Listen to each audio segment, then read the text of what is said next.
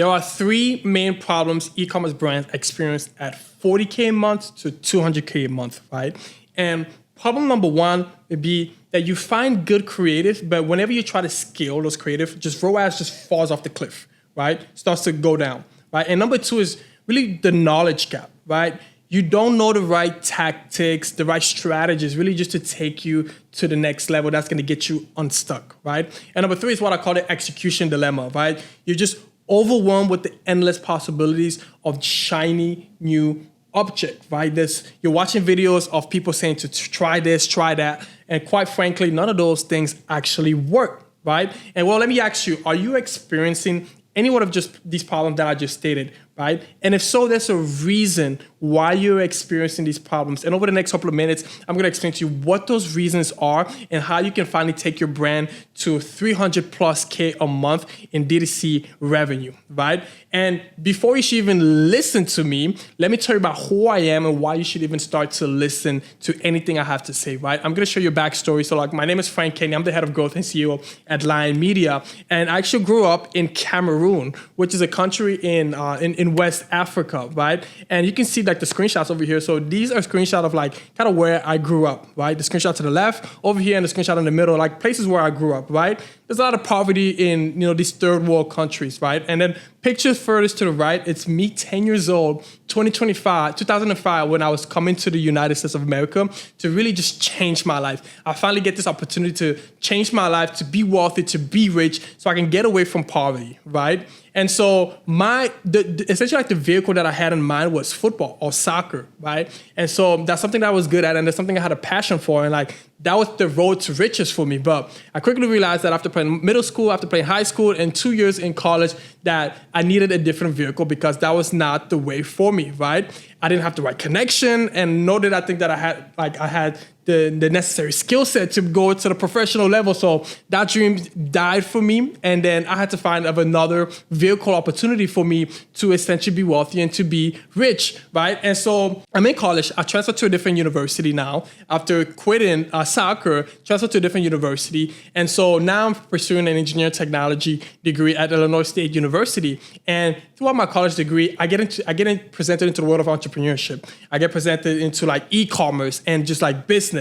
And so during that phase, I actually started two dropshipping businesses, right? Which all failed, quite frankly, because I didn't have the right skill set. I was just newly introduced into this, right? I didn't know anything about marketing, not really just product, right? So I went on Alibaba, I would just find product, add it to my dropshipping store on Shopify, and then I would post on Instagram. And then nothing really happened because, there was no strategy into it, but I was testing things, right? And so after the two of the dropshipping businesses failed, I started an actual brand with my brother and my cousin, right? And so we actually wanted to build a brand, so which was different from the dropshipping business that I initially started. We wanted to build a brand, and so we would actually design the product, what was in season, what was in style, send the design to our manufacturer, and they would send us a product in which we then create these campaigns, video, pictures, and then we just start posting on Instagram and try to find influencers to try to sell our product, right? So it did work, but that wasn't gonna make me wealthy. I didn't think that was gonna make me wealthy because, again, I didn't really to have strategies to scale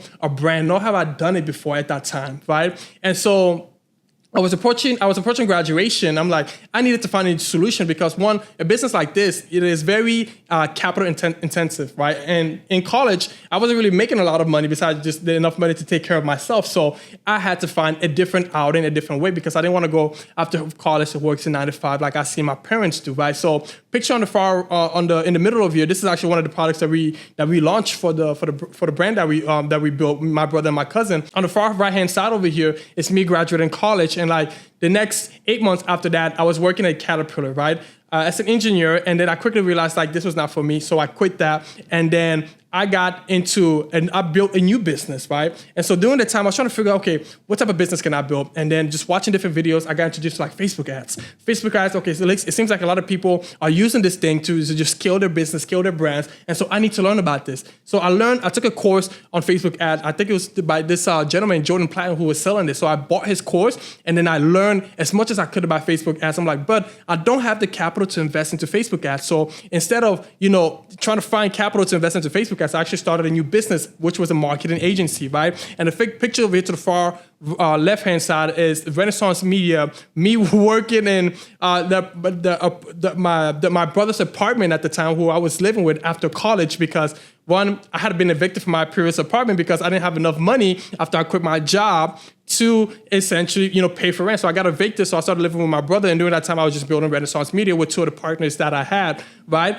All that to tell you that there was a lot of different struggles that I went through to get to the position that I am, and I'm just about to close up with this. So I did that business for 2 years or so. It didn't really work out with the partner, so we shut that business down. I went to go work for other agencies, right? I went to go work for some of the biggest agencies, performance marketing agency in America, right? Which is like Hawk Media. You look them up. You probably heard of them. There's one of the biggest marketing agency over here, right? So I spent like 2 years over there really just learning, running Facebook ads, Google ads, TikTok, Snapchat, you name it. I was doing all of that, just absorbing the knowledge. And so after finally I thought that I had the experience to go there and start my new agency, I got another offer from another big brand that saw that I was working with this agency. Like I had the experience that they needed. So I actually took the offer that they offered me and went to go work with them. This company was Common Thread Collective. This is another big agency that works with massive e-commerce giants like Nike, Liquid Death, Sunday Red, and Score Candy. This was all clients that I was working with. These are clients spending millions of dollars a month, not just on just one channel, right? So this is really the time where I started to develop new framework, strategy, and really just absorb knowledge and experience. And then finally, after that, I'm like, cool, this is time for me to go start my agency. And so I went to start off Lion Media, right? Which gets us to where we're at today, 2026. We're building this company, we have a team, and we're just scaling e-commerce brands. So we initially started to post some of the results that we were getting for some of our clients. More brands started reaching out, and then we started to build this network of brands that we're working with, right? All that to say that, I've been through a lot to essentially to capture the knowledge and the experience and the frameworks that I'm about to show you in this specific training today, right? And so 2026 now, the market has changed. A lot is happening, right? So there's this massive tech layoff that is going on right now. A lot of tech companies are just laying off a lot of people. I'm talking about hundreds and thousands of people are being laid off, right? Which is impacting the whole economy. And so when you look at the consumer sentiment index, not a lot of people are purchasing or feel comfortable even buying things online because, the consumer sentiment index is at the lowest point that it's been for the longest time, actually, right? And so all that to say is that not a lot of people feel comfortable spending money in the specific economy that we're in. People are saying that we're in a recession, or that's what they say. But so all that's saying is that scaling profitably has really never been harder, right? So ad costs are going up across all the platforms, right? Competition is growing in your specific categories. Like consumer just trust brands less and less and less, right? All that saying, now is still the best time to make money in e-commerce. And why is that? Because the data still shows that e-commerce is growing at a 14% growth rate year over year and will hit $10 trillion by 2027. Yes, $10 trillion. The data shows that, right? So there's still a massive opportunity for you to build and to scale your e-commerce brand if you follow the right blueprint and the right strategies, which I'll be sharing with you on this specific training, right? And so companies that are aggressive during a recession see up to triple revenue growth and a 9x profitability versus their peer. This is according to McKinsey, right? And so if you're already making 40 to 200K a month on your DTC brand, you're in a perfect position to scale aggressively in 2026, right? And why? Because the market is resetting and a lot of brands are just kind of getting wiped out, right? And so while you already have a good product market fit, you really just need to pour the oil into the fire, right? And that's what I'm going to be showing you on this call today. And so essentially, if you follow the right blueprints, you can outperform really just any competitors and make a lot of money in the process, right? The strategies that I'll be sharing with you has made a lot of brands millions and millions and millions of dollars, right? And so just kind of looking at some of the data for some of the brands that we've personally scaled. So taking brands from $0 to $175,000 a month, from $50 to $106,000 a month, as you can see over here, $174,000 a month, Shopify data. This is all Shopify data, and $363,000 a month, right? And this is Meta case study essentially. 5x return on ad spend, spending $18,000 and getting $93,000 in revenue back. And another one, 3.89 return on ad spend, $15,000 in spend and $59,000 in revenue return, right? And so essentially the question is like, what's the difference between the companies who are scaling to like 300K a month plus and the ones who don't? Is that essentially these brands are able to advertise, to take cold prospect or people who've never heard about them before and then get them to purchase their product. Some of the things are the lies that you might be telling yourself, like, oh, like these companies, they just find more creative and then they just, that's why they're winning. No, it's actually not the truth, right? Because these brands, they understand one thing. It's not the creative, right, itself, is their bottleneck. They understand that their funnel is the bottleneck. It's not the creative, right? So instead of focusing on, CPM and cost per click, they focus on increasing their conversion rate, average order value, and LTV to make more money, right? And so another lie you're probably telling yourself is that, oh, these brands are like, first movers advantage, like they're just far ahead of me, right? But the thing is, like, we've taken brands from literally from zero to $365,000 or $363,000 in revenue a month, right? So it's not that these brands are far ahead of you, right? And the other thing you might be telling yourself is like, oh, these brands have like first movers advantage, right? You see, or they have just like a bigger team, should I say, right? You see, with AI these days, you can get 100x leverage on AI, right? Meaning a lot of the brands that we work with have like a very small team of like 3 or even just 4 people, right? Because they all use AI to get a 100x leverage just by using AI, right? What really separates brands doing 300K plus a month from all other brands is that, again, they're able to scale profitably on cold traffic, right? And so essentially taking cold prospect of people who've never heard about them before and I'm getting them to purchase their product, as I've stated before, right? And so when you look at this pyramid over here, this represents your market. You see this top 3% over here at the very top of the pyramid. These are the people that you're advertising to, right?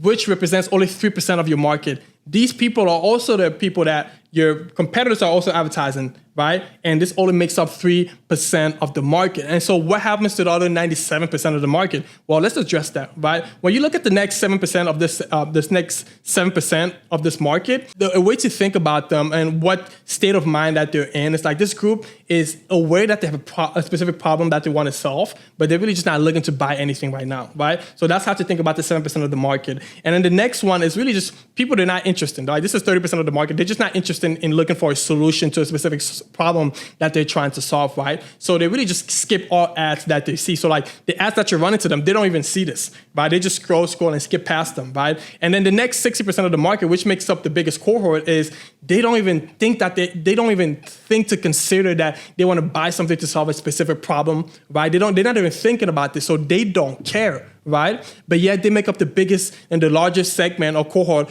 of the specific market. So like, how do you target these people is the question you want to ask yourself, right?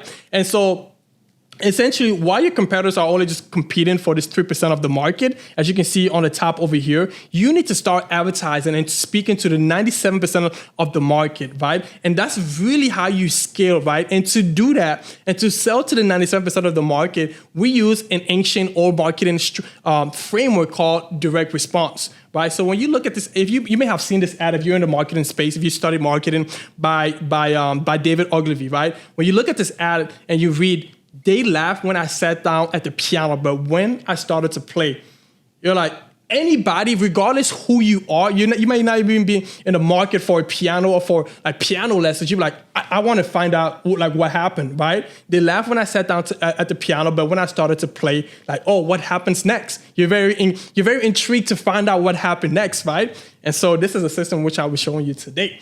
And so essentially we follow the strict framework to essentially attract, educate, and convert completely unaware prospect or cold traffic that we talked about makes up 97% of a market, right? So we take them from an ad to a pre-sale page, to a sales page, and to a checkout page, right? It's a whole process that we take them to essentially, again, educate them and then eventually convert them to customers. As I mentioned before, like over the past 6 years, I've spent north of $50 million across my agency and other agencies that I've worked for, just kind of testing these frameworks, the ads, the funnels, and to see what really works, right? So like I've battle tested these like with capital, with dollars, and they work. essentially we've developed, we call this framework the ad profit, right? In which there's 4 separate stages that we take prospect, right? And so I'll walk you through. So the first stage is first you have to develop a cold-friendly offer and messaging, right? So you need an offer and you need messaging to essentially like send traffic to, right?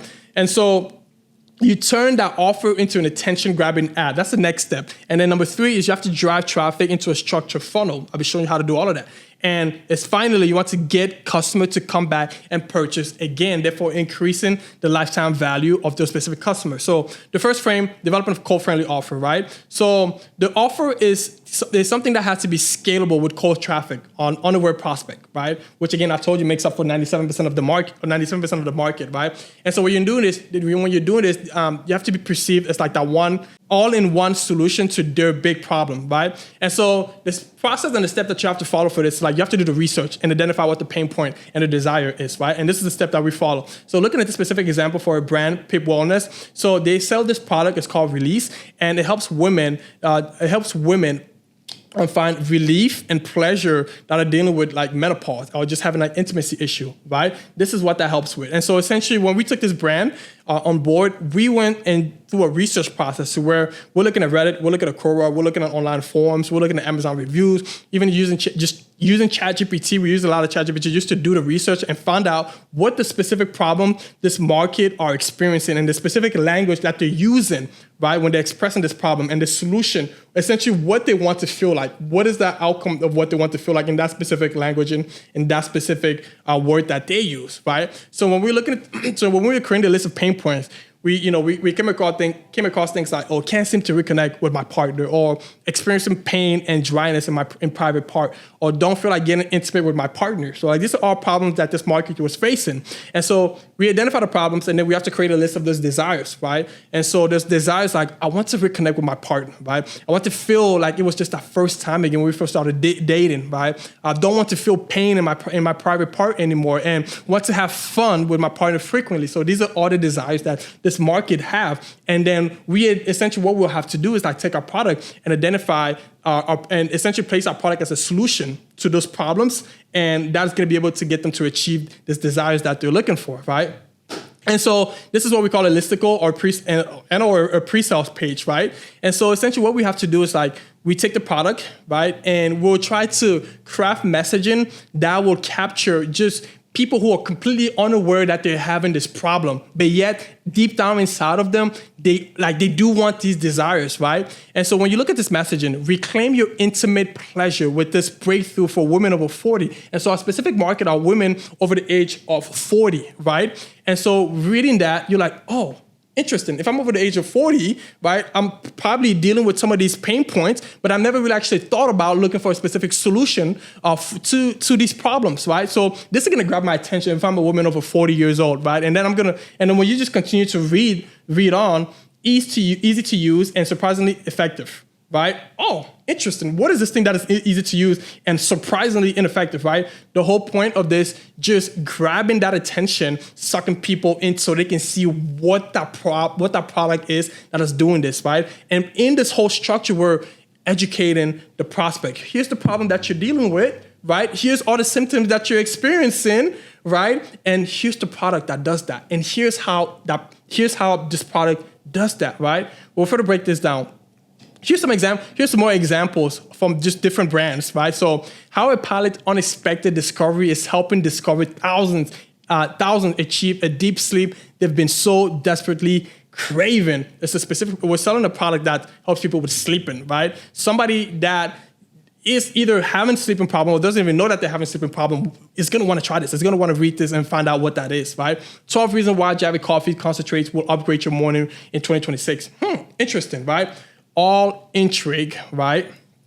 And so the next thing that we have to do is like optimize the offer for a strong unit of economics, right? So initially, this is how this product was being presented: $49.99 for this specific product, and a lot of this time the brands was running at 30% or 25 or 30% discount, right? So then when you break down the unit of economics for this specific offer, so if you take the $49.99 with a 30% sale, that's going to give you $34.93, right? When you manage the COGS and the shipping, that's going to come up to $16.93. So that's going to be your break even, right? That's going to be your target CPA, right? And so basically that turns into a 2.063 return on ad spend. That's what you have to hit on Meta just to break even. So this specific example just deteriorates your margin, deteriorates your contribution margin. So you're not making money, but you're actually losing money every time somebody purchases this product, right? With this specific structure. But then what we then do is like, we'll take that where we restructure things, restructure the pricing, and restructure like different bundles. So essentially what we put together is like, we have 3 separate offers that we've constructed for the specific brand. And so we went from $49.99 to $69.99 for a specific product. And all we did was just add an additional product that they would get with the release, which is the main product, right? So we went from $69.99. And then another offer was for $104, and another offer was for $139, which is essentially selling the complete package, right?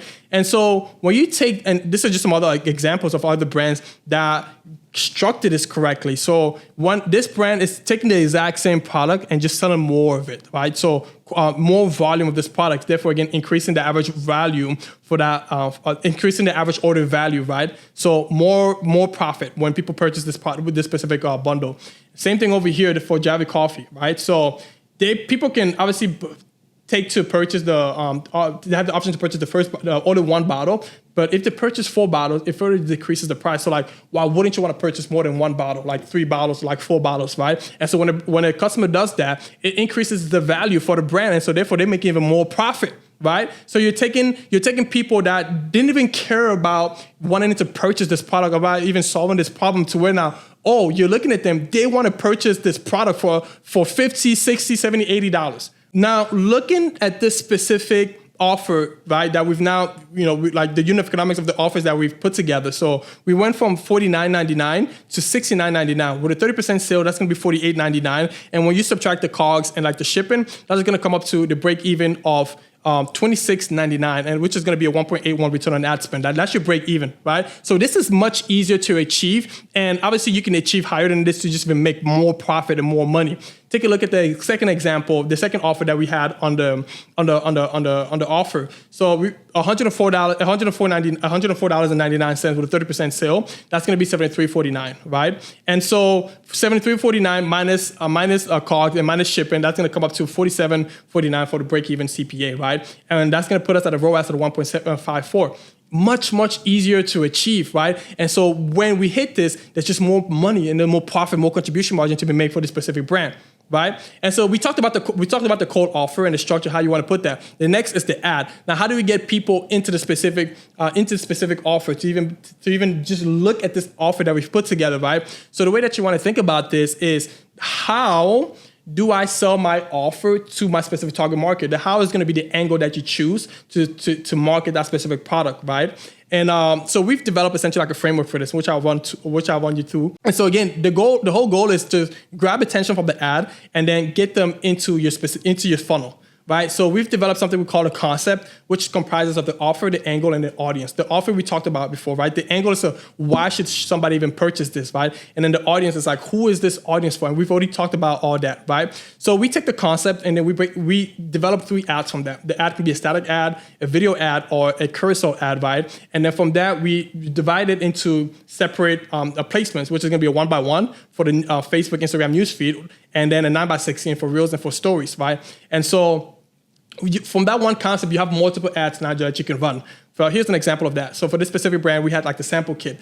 The sample kit, who are we going to sell this to? Here's the audience, women 25 to 34. Millennial women looking for an elevated fragrance experience that is customizable to their scent fragrance.